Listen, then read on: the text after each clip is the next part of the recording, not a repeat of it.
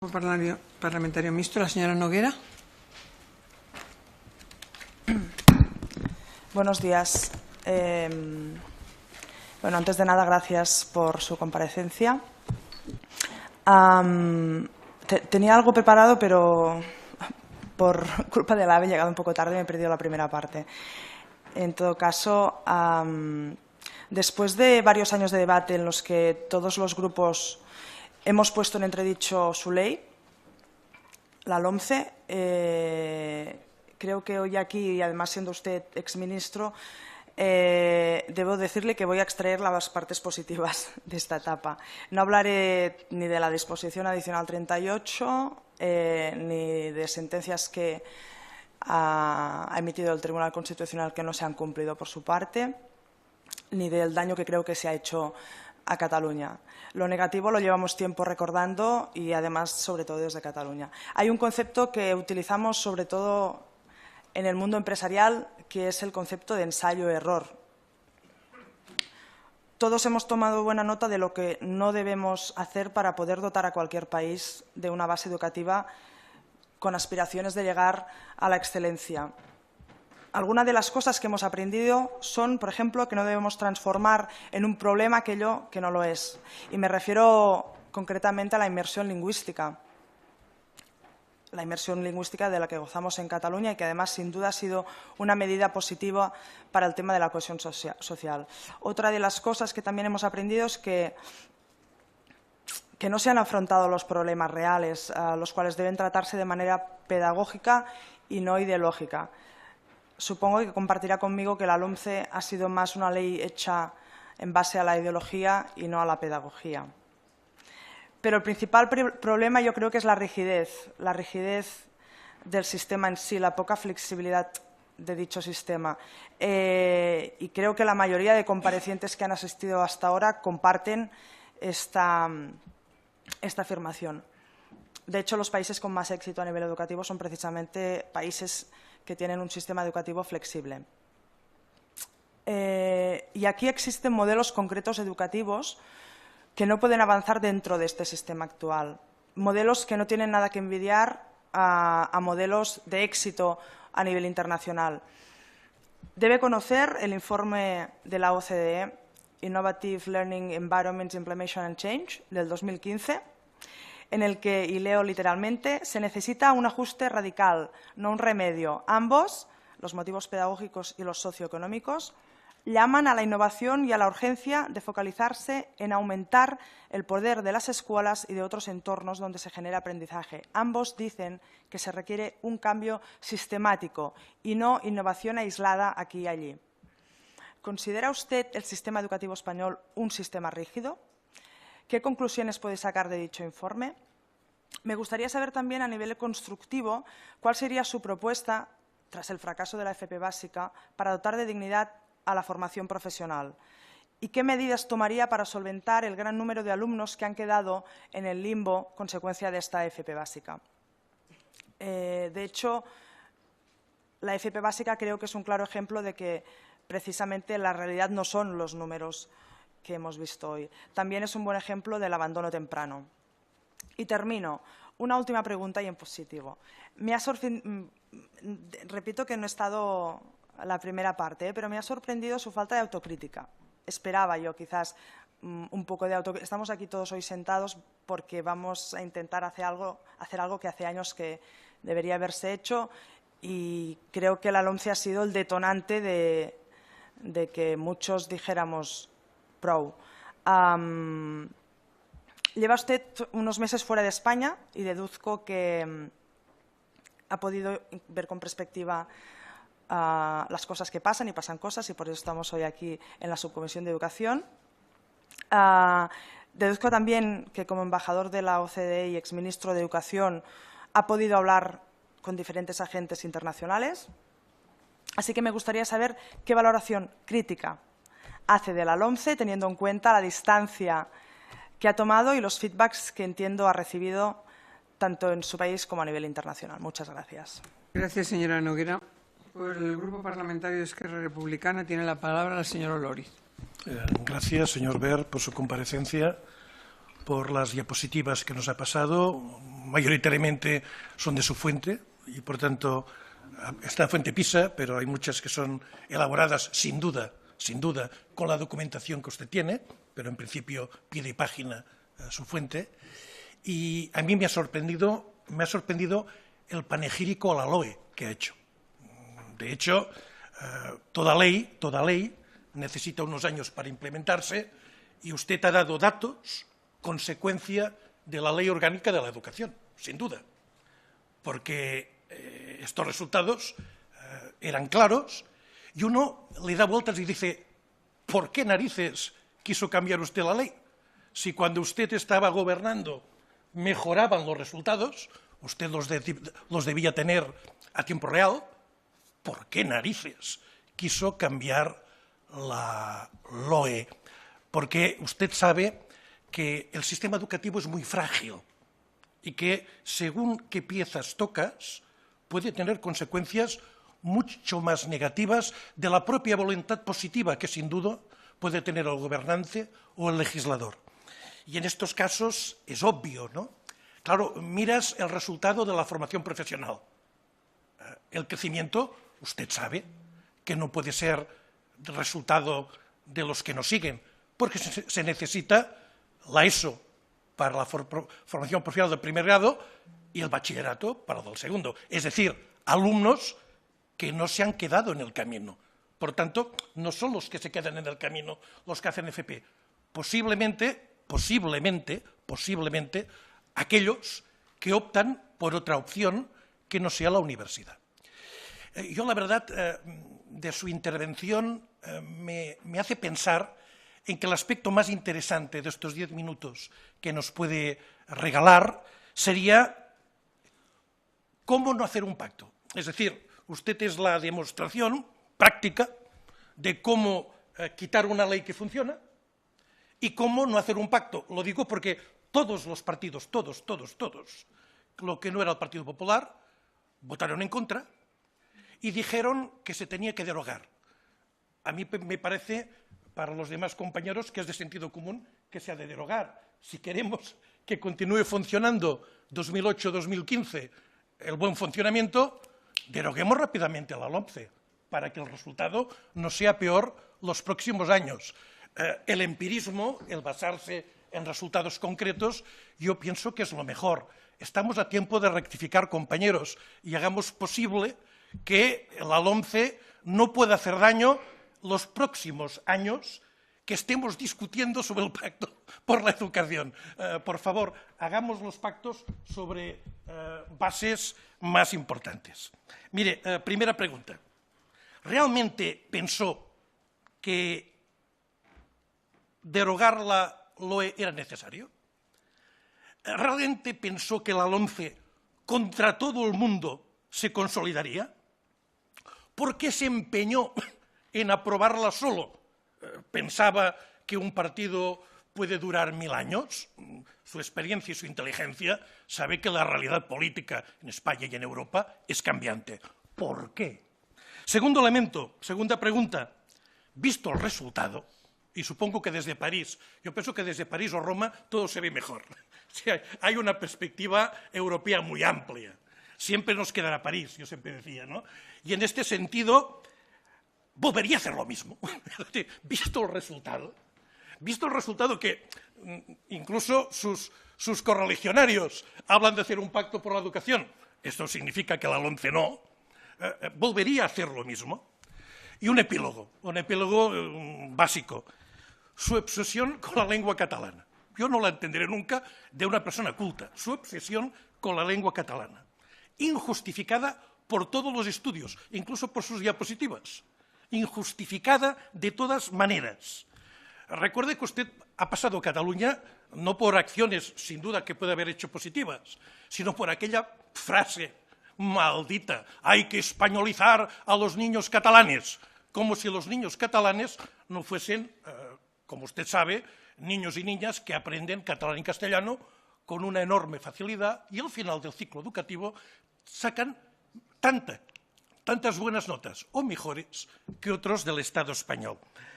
Mire, la adicional 38 continúa existiendo. porque continúa existiendo la LOMCE.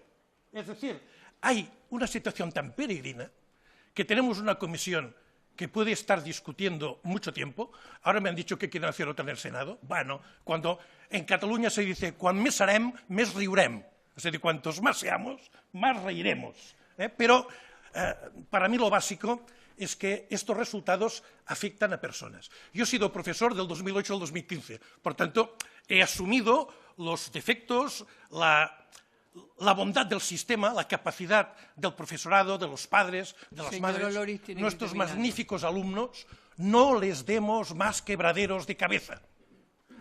Deroguemos la LOMCE, volvamos a la LOE, que tenía buenos resultados, compañeros socialistas, volvamos a la LOE y hagamos un pacto sin prisa, pero sin pausa. Por el Grupo Parlamentario tiene la palabra la señora Martín Yaguno. Muchas gracias, señora presidenta. Lo primero que me gustaría hacer es, como he hecho con el resto de los ponentes, agradecerle su comparecencia, señor Wert. Permítame que le diga que yo le llamo el hombre que lo pudo todo y lo perdió todo en educación, porque usted tuvo una mayoría absoluta y una oportunidad que probablemente pase mucho tiempo para que se vuelva a repetir. Por tanto, es una oportunidad el tenerle aquí, el poderle preguntar. Yo le voy a confesar que usted no fue nuestra opción. Yo soy de Ciudadanos. Cada grupo ha sido soberano de invitar a la comparecencia a quien ha querido.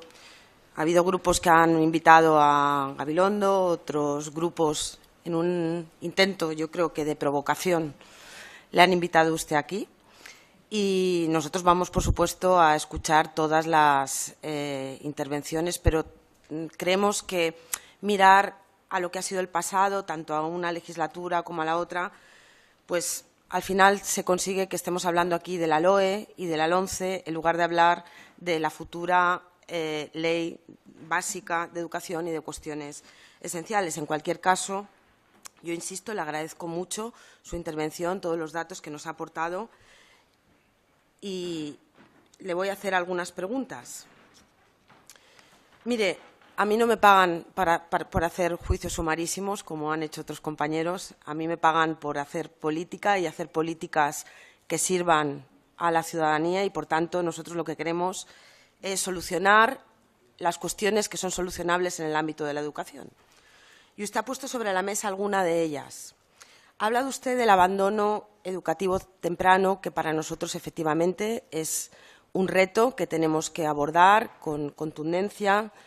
Es verdad lo que le han dicho anteriormente. Yo creo que ha hecho usted un panegírico de la LOE, porque realmente los datos que ha traído dan respuesta a cuestiones que tienen que ver con leyes anteriores. A nosotros la LOE tampoco nos gustaba, hay cosas muy mejorables de la LOE.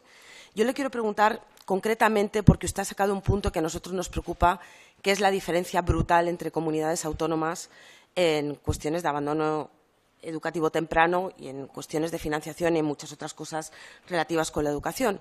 Y en este sentido me gustaría saber qué opinión le merecen a usted los programas de cooperación interterritorial como herramienta para equilibrar estas diferencias y por qué los eliminó. Ha hablado usted también del problema que tenemos con la baja comprensión lectora en este país. Es verdad, y yo no coincido con la intervención anterior que ha habido, porque creo que las diferencias, la ecuanimidad en los resultados en algunos estándares internacionales responden a que las evaluaciones se hacen en las lenguas vehiculares de cada comunidad y, por tanto, no hay una comparación que sea real. Pero, en cualquier caso, con el tema curricular que usted abordó en la LOMCE, usted que está ahora en la OCDE y además es un buen conocedor de la educación, sabe que las recomendaciones de la OCDE van justamente en la dirección opuesta a lo que se hizo con la LOMCE. Yo entiendo que tal vez sea difícil por la idiosincrasia que tenemos en este país, pero en lugar de hacer un currículum tan extenso, van en la línea de hacer un currículum más intensivo centrado en competencias nucleares. ¿Por qué se hizo ese currículum? ¿Y cree usted que realmente es un problema? ¿Y cómo podemos solventar esta cuestión? Con relación al tema de la financiación, yo coincido en parte con usted en que es verdad que hay estudios internacionales que ponen de manifiesto que es verdad que llegado a un punto el incremento de financiación no va correlacionado directamente con un aumento en la mejora en los resultados escolares, pero no para todos los alumnos, no para todos los alumnos. Esto a nivel genérico, usted viene del ámbito de la opinión pública, yo también vale, pero cuando usted desagrega y se centra en cuestiones relacionadas con entornos más desfavorecidos, ahí sí hay una incidencia real en la inversión educativa. Por tanto, no nos hagamos trampas, no nos hagamos autotrampas. Es verdad en global, pero no es verdad en específico. Y en este sentido, sí quería decirle que una pregunta que siempre me he hecho, y le tengo aquí delante, si usted sabía, o bueno, intuyo que tenía que saberlo, y si no lo sabía, debería usted estar muy enfadado, que venía una crisis como venía, ¿por qué hizo una nueva reforma que exigía mucha más inversión? Porque, claro, hacer una ley educativa cuando uno sabe que va a tener que recortar en muchas partidas, pues es una apuesta muy arriesgada. No sé, un poco si nos puede contar el backstage, qué pasó, cómo lo hizo y por qué lo hizo.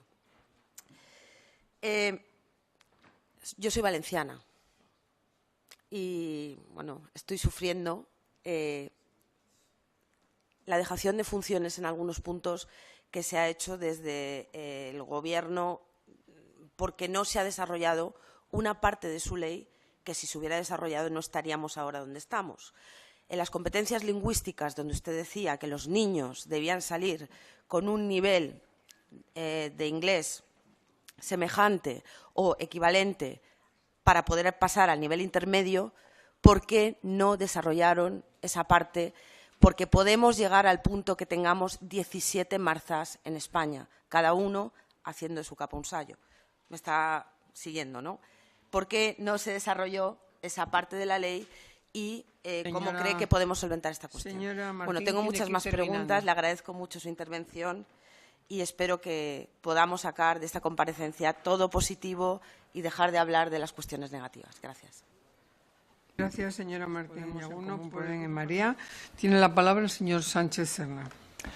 Gracias, presidenta. Y, en primer lugar, también agradecer al señor Wert su asistencia a esta subcomisión. Fue nuestro grupo, fue el grupo de Unidos Podemos, En Comú Podem, En Marea, quien solicitó su comparecencia y, la verdad, no estábamos seguros de si regresaría de su exilio dorado en París para contestar a nuestras preguntas. En cualquier caso, está aquí y se lo tenemos que agradecer.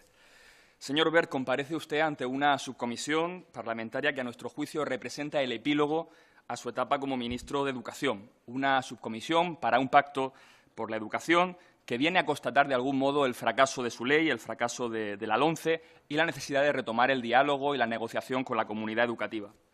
Debemos reconocer, en todo caso, que usted consiguió algo francamente difícil. Puso de acuerdo a toda la comunidad educativa en algo. La puso de acuerdo contra la LOMCE. Por eso, lo primero que queríamos preguntarle es justamente qué no hay que hacer para que este pacto educativo sea un éxito y no suceda como con su ley.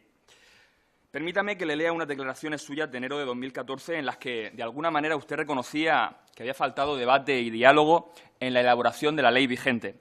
Decía usted, y cito, «Creo que habrá gente que critique la ley y, además, creo que habrá gente que critique razonablemente la ley, con argumentos.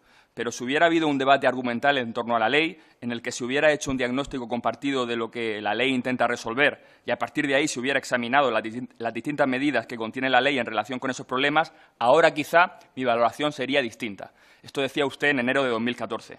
Leyendo estas declaraciones y con la perspectiva que otorga el tiempo y la ciudad de las luces, queríamos preguntarle si ha cambiado su valoración sobre la LOMCE, si reconoce algún fallo o cambiaría a día de hoy algo. En cualquier caso, nos sorprende esta lamentación suya sobre la ausencia de un debate argumental en torno a la LOMCE, porque le podemos asegurar que ese debate existía en la comunidad educativa y había un consenso, un diagnóstico ampliamente compartido sobre el Estado, los problemas y las necesidades de nuestro sistema educativo, un diagnóstico que sencillamente su ministerio ignoró. La LOMCE, usted lo sabe, fue una ley impuesta, sin diálogo con la comunidad educativa, una ley que ha sido rechazada por 2 veces en este Parlamento y que incluso su partido, el Partido Popular, viene modificando, como en el caso del calendario de las reválidas, por los problemas que está generando en las aulas. A día de hoy, ¿cree que se podría haber articulado el diálogo social de otra forma con el fin de prever y anticiparse a estos conflictos? Uno de los aspectos más controvertidos de su ley fueron las llamadas reválidas, pruebas estandarizadas que miden el rendimiento individual del alumno y que no tienen en cuenta otros aspectos importantes, como puede ser el entorno en el que se desarrolla el proceso de enseñanza-aprendizaje. En cualquier caso, y como sabe, el Consejo de Ministros aprobó el pasado mes de diciembre que estas pruebas de etapa pasaran de censales a muestrales. ¿Apoya esta reforma del actual Ministerio o cree que de algún modo se está desvirtuando el espíritu de su ley? Por otra parte, la LOMCE entendía la educación principalmente como una instrucción general orientada a la empleabilidad y el mercado y para ello implementaba un currículum centralizado y uniforme con un fuerte retroceso de las enseñanzas artísticas y las humanidades.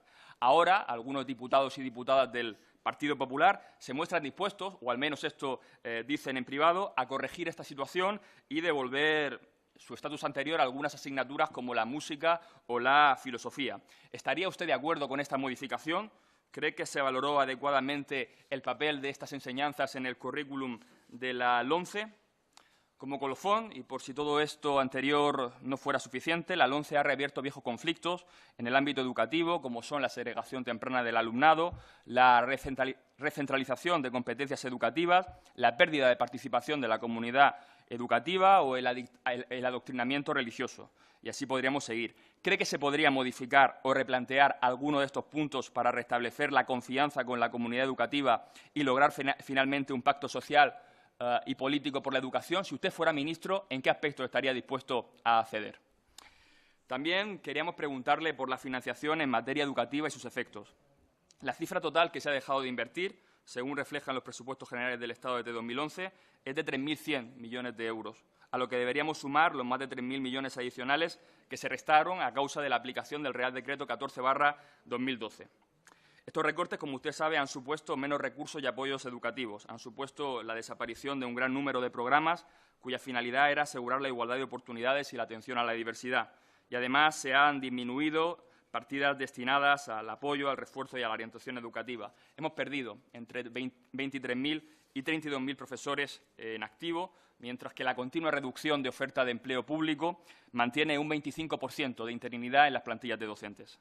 Han aumentado las ratios por aula, que, a diferencia de las reválidas, sí tienen una incidencia directa sobre el proceso de enseñanza-aprendizaje. Hasta un 20% marcaba el Real Decreto 14/2012. Señor Wert, ¿todos estos recortes y contrarreformas son compatibles con algo parecido a la calidad educativa? ¿Cree usted que podemos hacer frente a los retos de nuestras escuelas e institutos con nuevos recortes de 10.000 millones de euros que parece que apuestan o que apuntan los nuevos presupuestos generales del Estado? ¿Cree usted, por el contrario, que sería positivo acompañar estos presupuestos o este pacto educativo con un acuerdo de financiación estatal que nos acercara a la media europea del 6%? Sánchez Serna tiene que terminar. Termino.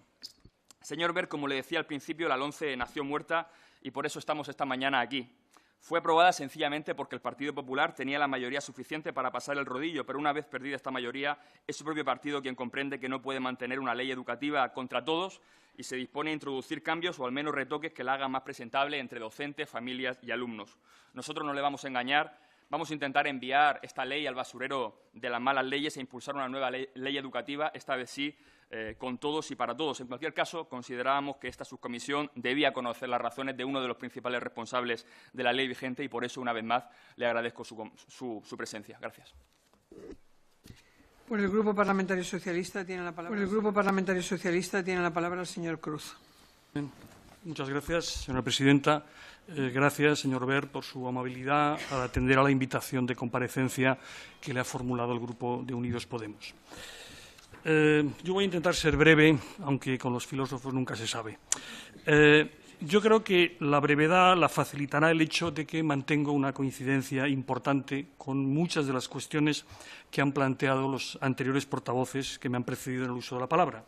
Y la coincidencia pasa a ser casi absoluta en lo que respecta al espíritu desde el que le han sido formuladas. Y tanta coincidencia entre nosotros, que somos diferentes en otras cosas, no tiene nada de casual. En el fondo, en un cierto sentido, la mayoría de cuestiones que acabamos de escuchar ya se le expusieron cuando usted era el titular del Ministerio de Educación, con los nulos resultados que todos conocemos. Sin embargo, las vueltas que da la vida, esos nulos resultados son precisamente la explicación de que hoy esté usted aquí.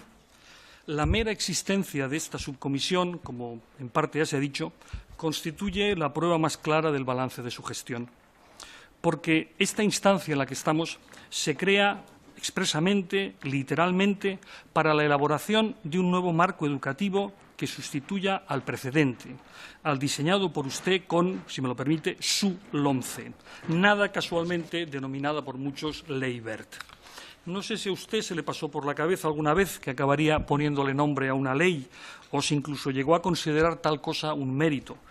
Personalmente, y a la vista del enorme rechazo que obtuvo su ley, considero ese emparejamiento de manera inequívoca como un demérito. Pero he anunciado que iba a ser breve y no me gustaría incumplir mi propio anuncio.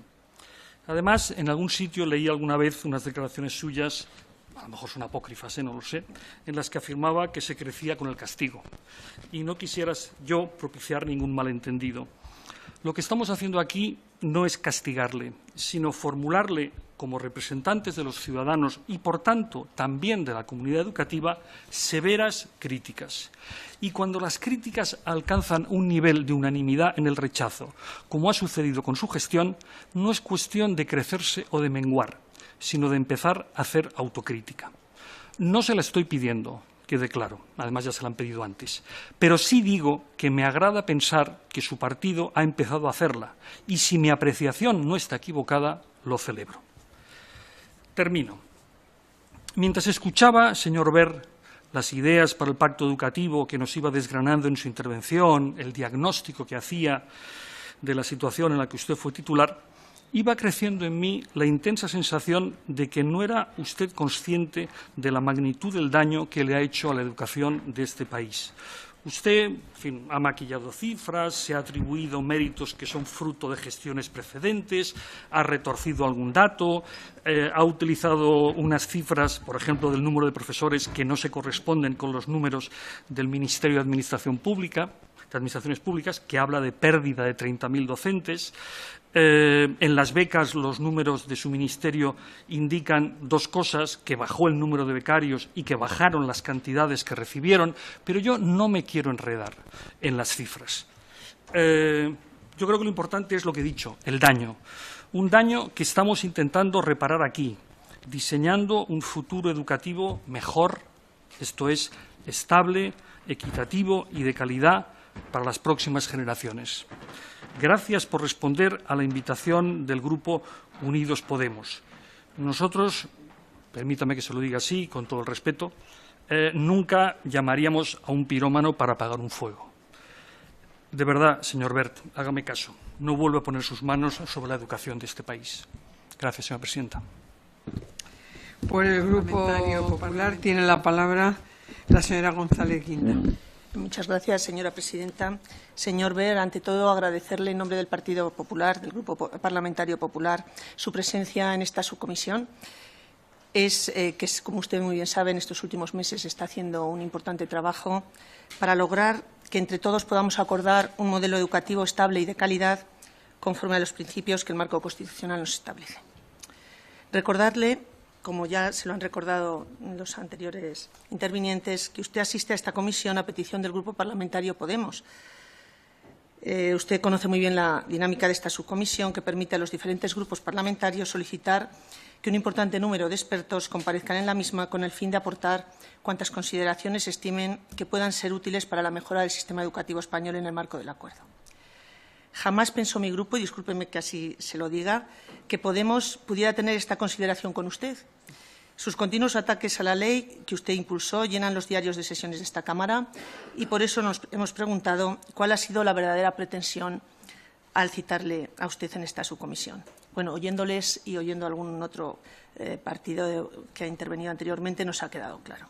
Esta subcomisión ni juzga ni absuelve, No está usted ante un tribunal, señor Wert, y está en su comisión ni pretende revisar el pasado ni tampoco ignorarlo. La historia de nuestra democracia está llena de grandes aciertos, también de importantes errores, y la educación no ha sido ajena a ellos. Todos, absolutamente todos los que han asumido responsabilidades en esta materia, hemos intentado mejorar el sistema educativo. Todas las leyes nacieron con ese objetivo, no nos cabe la menor duda, también la LOMCE, también la LOE. Si hoy estamos aquí es porque todavía no lo hemos logrado, o al menos no hemos conseguido que toda la comunidad educativa, en realidad toda la sociedad, se sienta implicada en este proyecto. De eso se trata, de que el conjunto de la sociedad española sienta como propio el trabajo que estamos realizando y se sienta partícipe del acuerdo. Para el Grupo Parlamentario Popular, este acuerdo es sumamente importante. Por ello, vamos a llevar nuestro compromiso hasta el final. Nosotros no nos vamos a bajar del pacto por muchas provocaciones y descalificaciones que puedan verterse en esta subcomisión. Nuestro compromiso es inquebrantable. Afortunadamente, esta subcomisión permite a todos los españoles acceder a la misma y ver en los diarios de sesiones las intenciones de cada grupo político, sus aportaciones o sus contradicciones. Todas ellas están registradas y los ciudadanos nos están juzgando ya hoy mismo. Creemos nosotros, por nuestra parte, que es el momento de la responsabilidad y de la generosidad, porque también llegará el momento en el que cada uno pueda elegir dónde estar.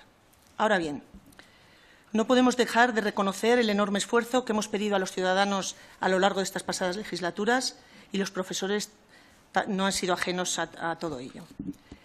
También les dijimos que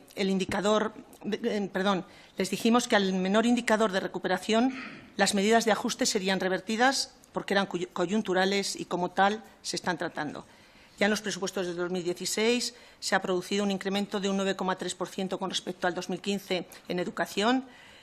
La tasa de reposición en el 2016 ya se ha recuperado al 100% y se prevé que siga manteniéndose. El pasado año la partida general de becas superó en 250 millones con respecto a las que hubo en el 2011. Nunca ha habido más becarios universitarios, 323.000 becarios en el 2015-16 frente a los 300.000 en el 11-12. En definitiva, y además, con todos los datos que usted nos ha trasladado gráficamente, mucho mejor que los que yo pueda exponer aquí, usted ha hablado del abandono, de los índices de abandono escolar temprano, que por primera vez se han rebajado del 20%, que han mejorado las tasas de idoneidad, como muy bien nos dice la OCDE, y esto realmente es una medida de equidad, que los resultados del informe TIMSS que evalúa cuarto de la ESO señalan que en los últimos años hemos aumentado 23 puntos en competencia matemática, 18 en ciencias y también en comprensión lectora, que los ratios por alumno-profesor son similares a los de la Unión Europea, como muy bien hemos visto en los gráficos. Es destacable el número de estudiantes en formación profesional, 180.000 alumnos más si comparamos los periodos 11-12, 14-15. Se ha implantado la formación profesional dual en todo el territorio. Se ha pasado de los 4.292 alumnos en el 12-13 a los 20.000 en el 15-16. Y hoy hay comunidades autónomas en España que disponen de una educación comparable a los mejores países del mundo, según informe PISA, como muy bien nos ha informado. El problema es que otras se encuentran muy lejos de estos indicadores. El sistema educativo español sigue teniendo importantes fortalezas, usted las ha resaltado. Ahora bien, los países de nuestro entorno también avanzan y nosotros no debemos ignorarlo ni debemos quedarnos a la cola. No partimos de la nada, la cuestión es avanzar. En este sentido, mi grupo considera que una de las asignaturas pendientes continúa siendo el profesorado. La intensidad de las legislaturas pasadas impidió abordar el cambio en el sistema de acceso y diseño de la carrera profesional y para nosotros el profesorado representa el elemento clave de la reforma. Me gustaría que nos diese su opinión en relación a esta cuestión y si ve viable la implantación de un modelo similar al modelo sanitario en el ámbito educativo. Muchas gracias. Muchas gracias, señora González. Y puede disponer de 15 minutos. Muchas gracias, señora presidenta. Muchísimas gracias a todos los intervinientes por el tono de sus intervenciones. Creo que muestran una voluntad constructiva de la que no podemos sino felicitarnos y, naturalmente, a pesar de la generosidad de la presidenta creo que 15 minutos van un poco justos para la catarata de cuestiones. Lo que sí quiero decirles es que me pongo absolutamente a disposición de sus señorías para ampliar o aclarar cualquier aspecto que les pueda haber quedado dudoso, sobre el que tengan alguna reserva adicional, alguna reserva o alguna objeción adicional que formular. Señora Noguera me habla de... la señora Noguera y algún otro portavoz me ha pedido autocrítica. A mí esto me recuerda un poco los años ya remotos de mi formación universitaria, en que en una asamblea un dirigente trotskista se dirigió a otro dirigente, en este caso de bandera roja, para decirle: compañero, permíteme que te haga una autocrítica. Yo creo que las autocríticas salen mejor cuando se las hacen a un otro, y que uno, en general, es bastante mal juez de su propio comportamiento. Pero, por supuesto, yo entiendo que a lo largo de un periodo de extraordinaria dificultad, como saben sus señorías, desde el punto de vista, como ha subrayado la señora González, un periodo de extraordinaria dificultad en el que hubo que suplir muchas carencias y hubo que hacer modificar muchas prioridades, o en todo caso hacer prioritarias cosas que en circunstancias normales no lo hubieran sido. Pues lógicamente no se trata ya de hacer autocrítica o dejar de hacer autocrítica. Cada circunstancia política, cada entorno político marca márgenes de actuación, y dentro de esos márgenes de actuación se toman siempre por parte de los responsables políticos decisiones subóptimas. Por supuesto que hubo muchas decisiones subóptimas que abordar durante esta etapa. Algunos de sus señorías se han referido a los programas de cooperación territorial. Bueno, unos eran mejores que otros, o algunos produjeron más efectos que otros. Pero, evidentemente, la pérdida de recursos para los programas de cooperación territorial no tenía tanto que ver con la falta de evidencia de algunos de los resultados, como con la necesidad de concentrar los escasos recursos disponibles en lo que nos parecía, y a mí personalmente me sigue pareciendo, el elemento esencial de lo que es la relativamente pequeña contribución del Estado a la financiación de la educación, que era el programa de becas y ayudas al estudio. Y plantean algunas de sus señorías una cuestión que creo que es de extraordinaria importancia respecto al tema de la financiación. Como saben sus señorías, nuestro sistema, nuestro Estado de las autonomías, da lugar a que la mayor parte de los fondos presupuestarios que se facilitan por parte del Estado a las comunidades autónomas no son finalistas, y, por tanto, son las comunidades autónomas las que, en el marco de su autonomía, valga la redundancia, deciden a qué dedican esas aportaciones. Tengo que decir, y me alegra en este sentido coincidir con alguna opinión que al respecto he escuchado últimamente, que quizá la introducción de algún mecanismo finalista de financiación educativa en el marco de lo que son las aportaciones de los presupuestos generales del Estado a las comunidades autónomas tendría una cierta virtualidad para corregir una situación que yo no voy a calificar, pero que, desde el punto de vista más descriptivo posible, habría que definir como singular, y es el hecho de que tenemos unas diferencias en inversión por estudiante que alcanzan una proporción de 2:1 entre la comunidad que dedica más recursos y la que dedica menos recursos.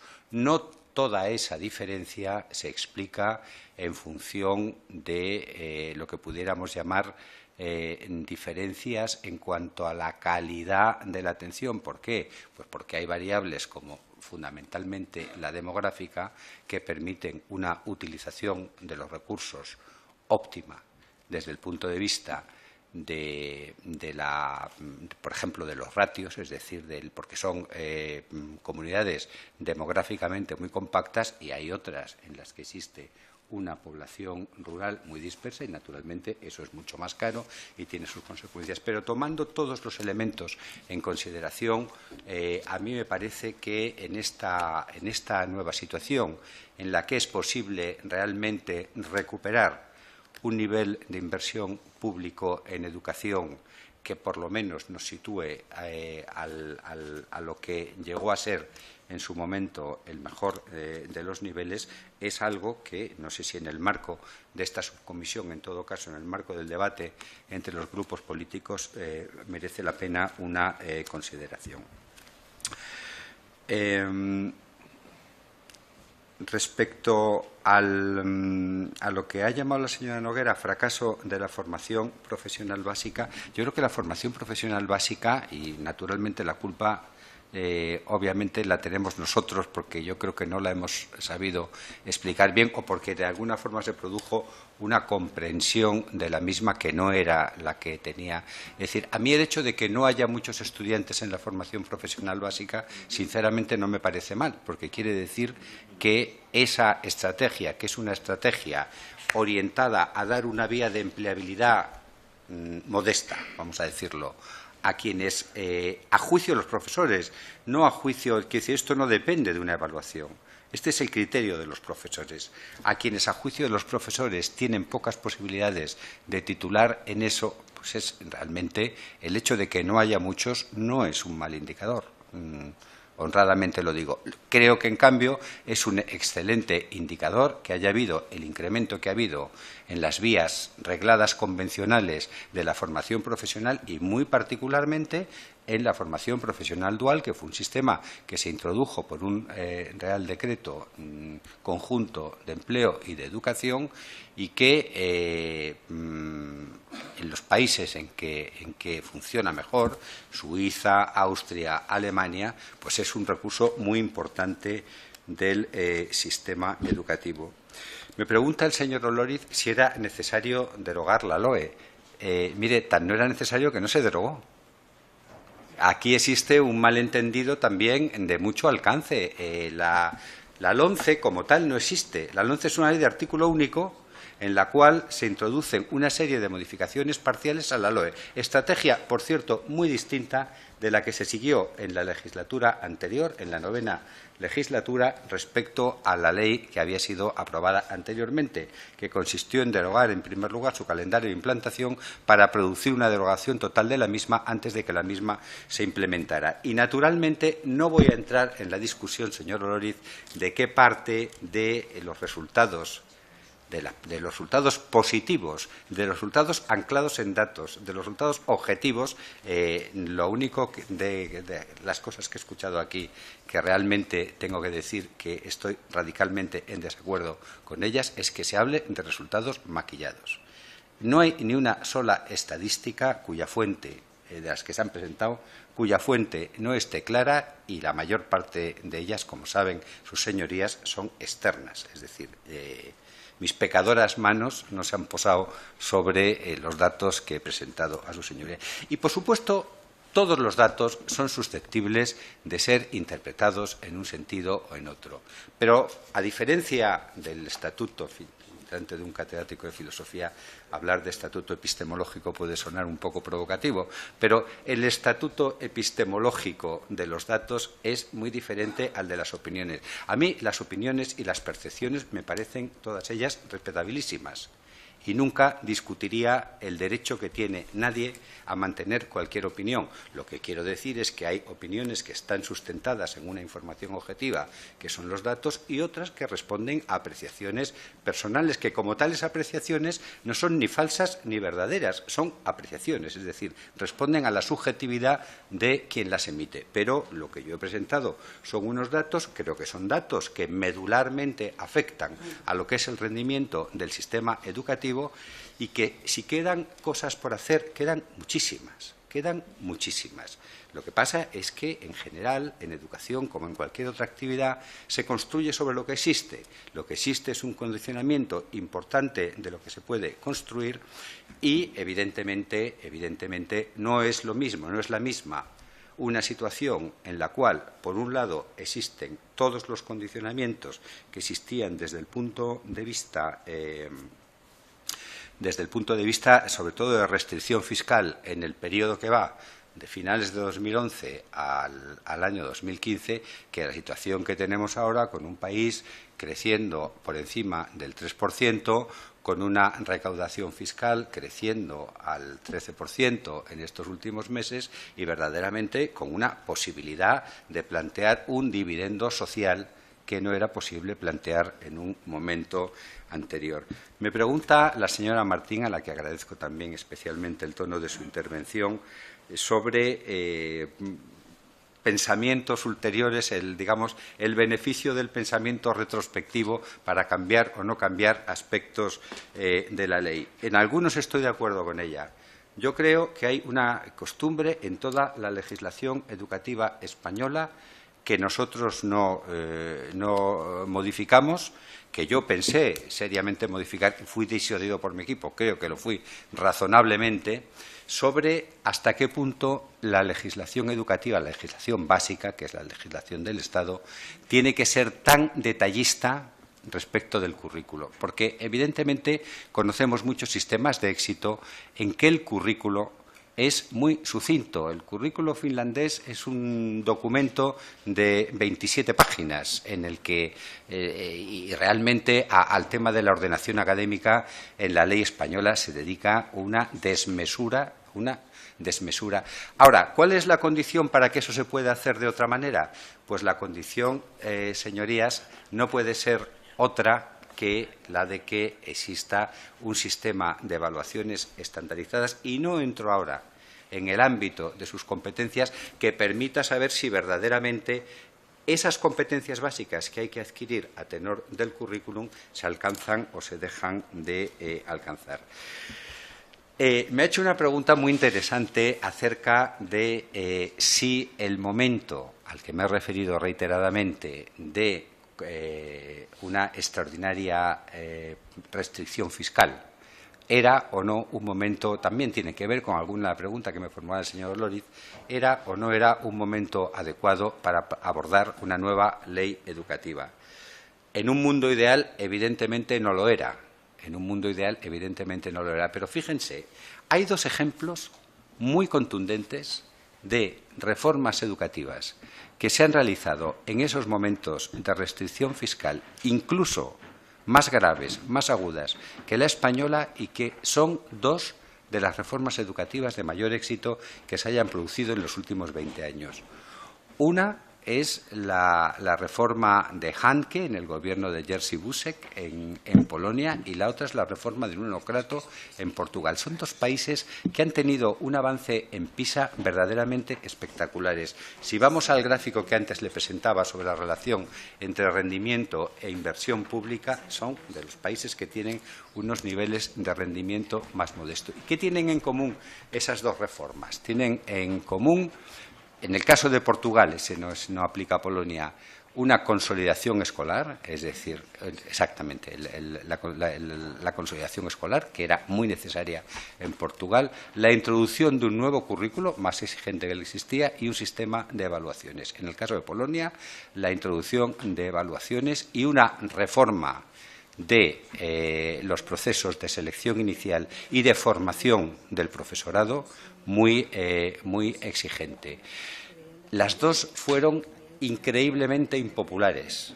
Las dos reformas fueron increíblemente impopulares. Las dos reformas han situado o están en trance de situar a los respectivos países entre los países más avanzados desde el punto de vista educativo.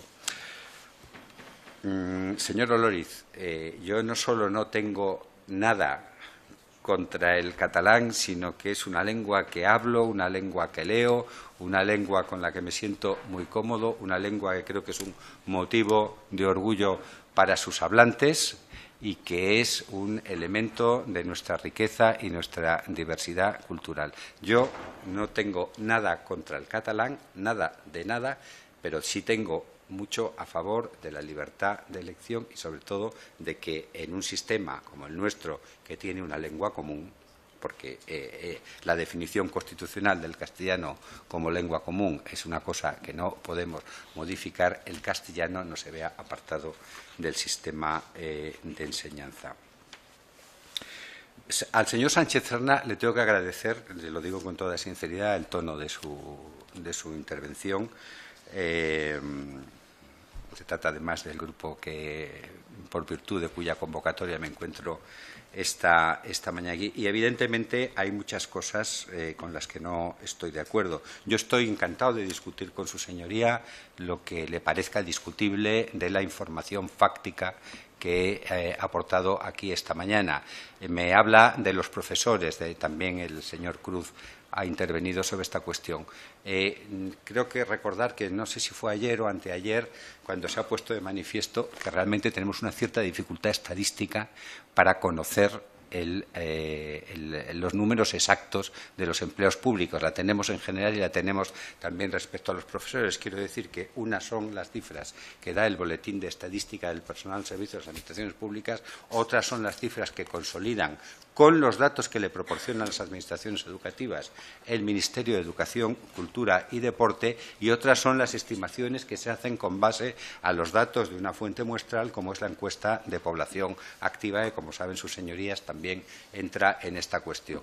Dicho todo lo cual, no hay que perder de vista que estamos a las puertas de un mecanismo no solo de solución de esas posibles diferencias, sino de mejora del número de profesores, puesto que se está hablando de una tasa de reposición que no solo llegue al 100% requerido, sino que incluso supere esa tasa para mejorar la estabilidad en el empleo, dado que, efectivamente, y en eso no puedo sino darle la razón, se ha producido un incremento de la interinidad debido a esas limitadas tasas de reposición. Como me han preguntado mi opinión acerca de ello, se la voy a dar con toda franqueza. Yo creo que es importante la inversión y que, efectivamente, el hecho de que en muchas ocasiones, y yo he presentado algunas de ellas, no exista una relación apreciable entre el volumen de inversión y los resultados, no quiere decir que una inversión conforme a lo que son las necesidades de cada sistema no produzca esos efectos. Entiendo que si de lo que estamos hablando es del número de profesores, me parece que ahora lo importante es poder dedicar más recursos, y eso quiere decir liberar más horas de profesores respecto de la tarea estrictamente docente, es decir, de la de dar clase, a la de permitir su desarrollo profesional. Que el desarrollo profesional de los docentes es una variable muy importante, que los docentes españoles están interesadísimos y son muy activos en buscarse ellos mismos los medios de su desarrollo profesional. Yo no sé si están sus señorías familiarizados con una plataforma colaborativa de profesores, Edmodo, que es una plataforma que tiene millones de usuarios, y si saben que los docentes españoles son precisamente de los más activos en esa plataforma. Creo que lo que es trabajar por la equidad, que en este caso quiere decir intentar compensar las deficiencias de partida y todo lo que ello trae consigo, se puede conseguir sobre la base de realmente permitir más. Me está mirando la presidenta con una mirada inequívoca que tiene que ver con su mirada cada 20 segundos al reloj de la sala, que yo creo que esto, en fin, está bien que lo haya en las plazas de toros, pero en las salas del Congreso de los Diputados para el compareciente son un serio inconveniente. Reitero, señorías, mi disposición sincera e incondicional a colaborar con esta comisión, facilitándoles cuanta información. Reconozco que estoy en este momento en un lugar privilegiado para el conocimiento de la economía política de las reformas educativas. Les reconozco también que he aprendido mucho después de haber dejado de ser ministro, pero no he aprendido tanto como para que, como me ha sugerido alguno de los intervinientes, tenga ganas de volverlo a serlo. Muchísimas gracias, señora presidenta. Muchas gracias. Muchas gracias, señor Ver. Muchísimas gracias también a los